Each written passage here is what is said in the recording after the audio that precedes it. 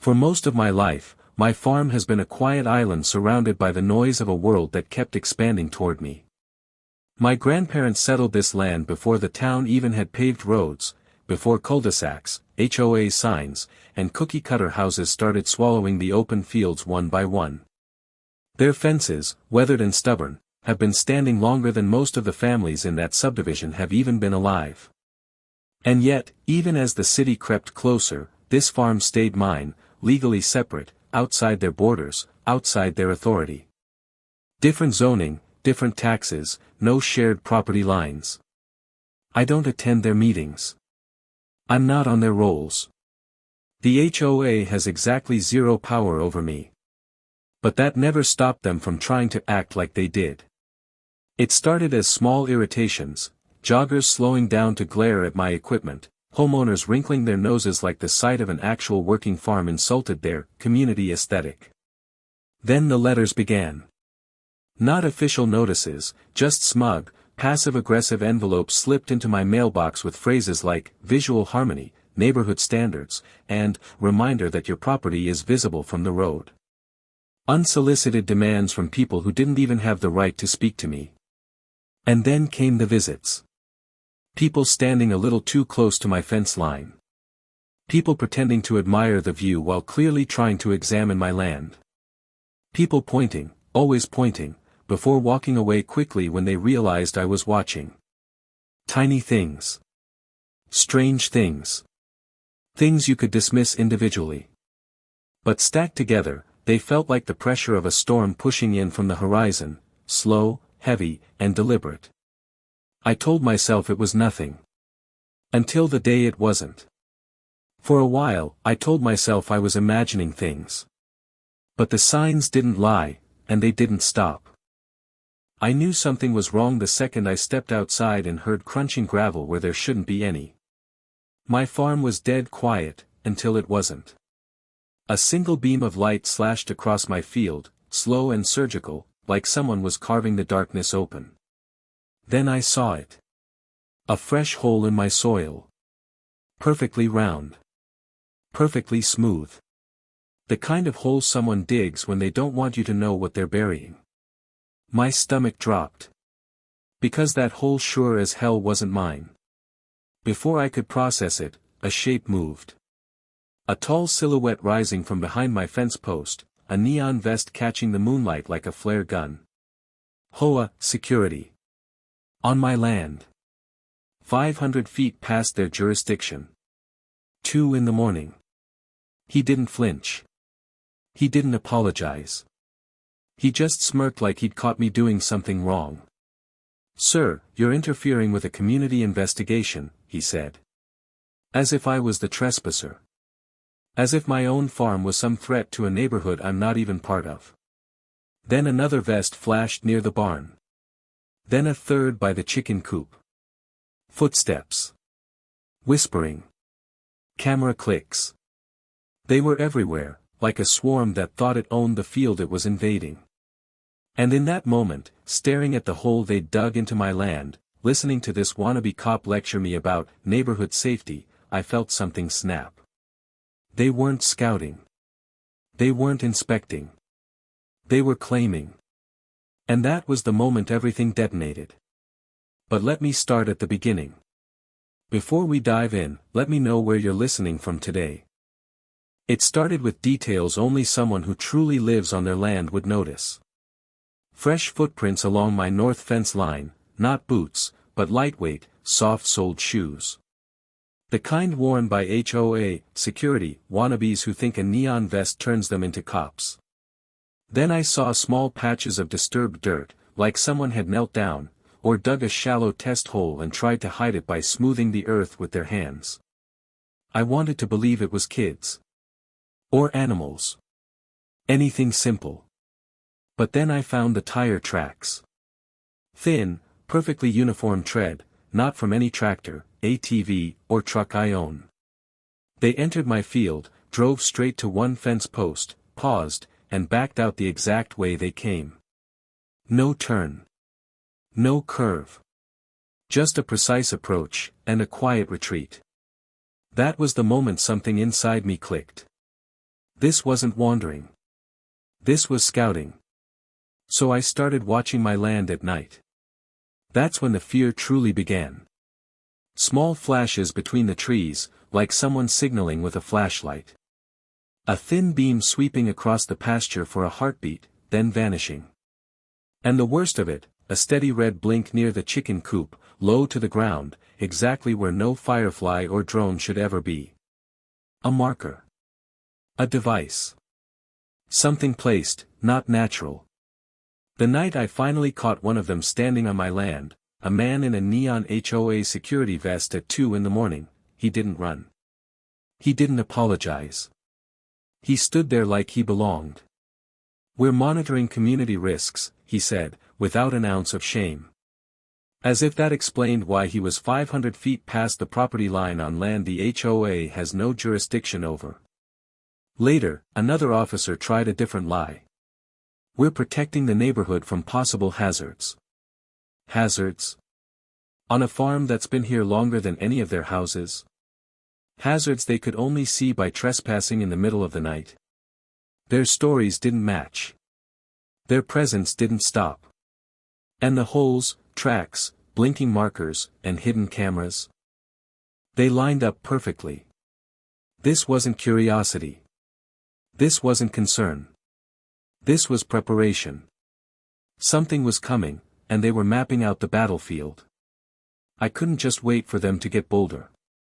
I needed to know who was behind this, and why. So I started digging, literally and figuratively. I reviewed footage from my hidden cameras, checked public records, and quietly asked around about the security teams that had been trespassing on my land. What I discovered made my stomach twist. The HOA hadn't just sent a casual patrol to peek over the fence. They'd secretly hired a private security crew, given them strict orders: monitor every inch of my farm, document anything they could twist against me, and collect evidence to justify zoning changes or force me into selling. The footage didn't lie. Night after night, I watched shadowed figures cross my property lines, crouching by the chicken coop, rifling near the barn, kneeling by fence posts. Flashlights sliced across fields, cameras clicked silently. They photographed my cows, my chickens, my tractors, even the old fences I'd spent years restoring. Every frame screamed one thing: this wasn't curiosity. This was strategy. When I confronted the HOA, their denials came fast and rehearsed. "We have no idea what you're talking about," one board member said, eyes darting like they'd rehearsed it 1,000 times. Their calm act faltered when I mentioned my camera footage. The meetings my hidden lenses had caught told a different story, them huddled over maps, plotting where to place cameras, which patrols to schedule, and exactly how to handle my property without drawing attention. It wasn't just illegal. It was personal. And then it hit me, the moment I realized what they were planning, my blood ran cold. This wasn't just surveillance. This was control. And if I didn't act fast, they weren't just watching my farm, they were about to own it. Once I had enough proof to bury them, something in me snapped. I stopped playing nice.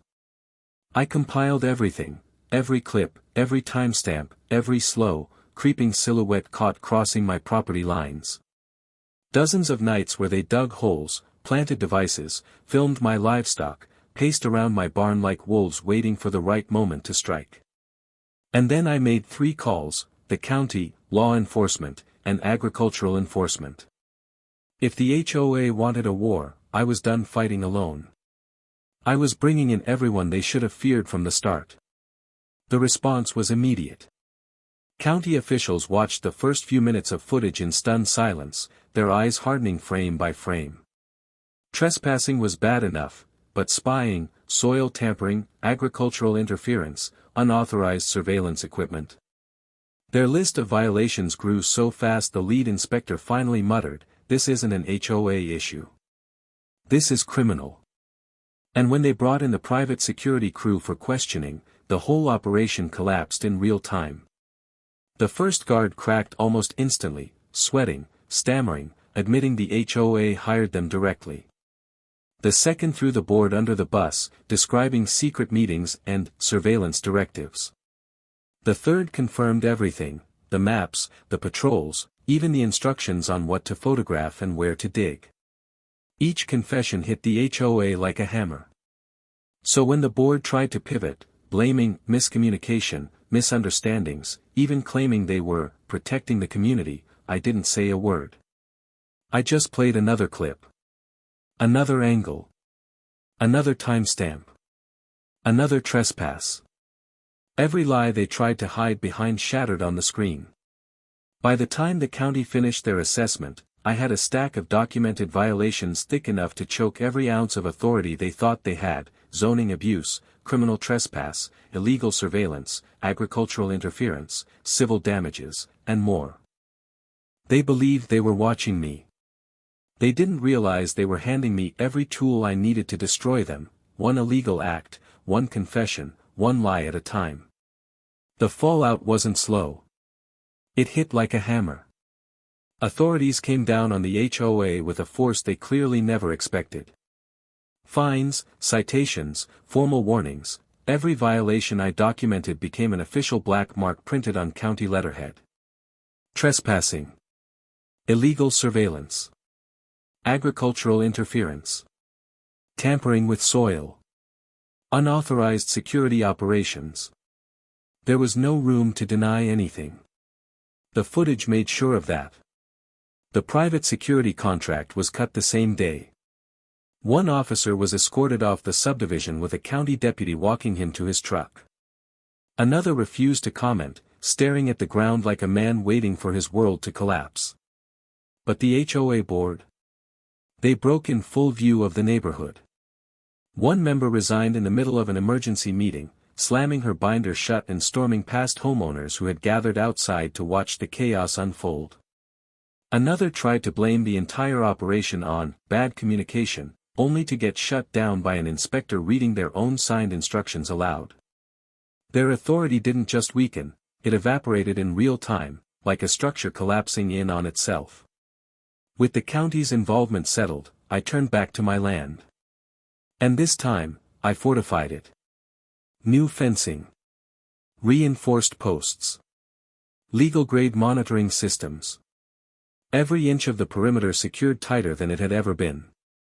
No shadows, no blind spots, no gaps. And the punchline? The HOA paid for every bolt, every camera, every repair, all of it pulled directly from the penalties they earned by coming after me. The same people who tried to intimidate me ended up funding the strongest version of my farm it had ever been. They didn't just fail, they financed their own failure. For the first time in years, I walked the fields without a single glance over my shoulder. The land felt different, not just mine, but defended, protected, untouchable. The HOA had crossed a line. And now they knew exactly what it cost. Once the fines were paid and the fences finally locked into place, the entire farm exhaled. For the first time in months, the nights weren't carved apart by wandering flashlights or whispered footsteps slipping through the trees. My fields were mine again, untouched, unbothered, and blissfully silent. The HOA, their puffed-up board, and that joke of a security team had lost every weapon they tried to use against me. Their authority evaporated. Their intimidation collapsed. And every attempt to control land they'd never owned had blown up so completely that even they couldn't pretend otherwise. Walking the line of my property, I could almost feel the difference in the soil. Every pole, every camera, every barrier stood like a promise carved out of the very mess they created. Their illegal surveillance, their pressure tactics, their obsession with my farm, all of it had only pushed me into a stronger position than I'd ever been in. For the first time in years, the calm wasn't fragile, it was earned. Paid for in stress, paperwork, and a fight I refused to lose. The land was safe. My life was uninterrupted. And the freedom that comes from knowing no one can touch what's yours. That wasn't just peace. That was victory, permanent, quiet, and absolute.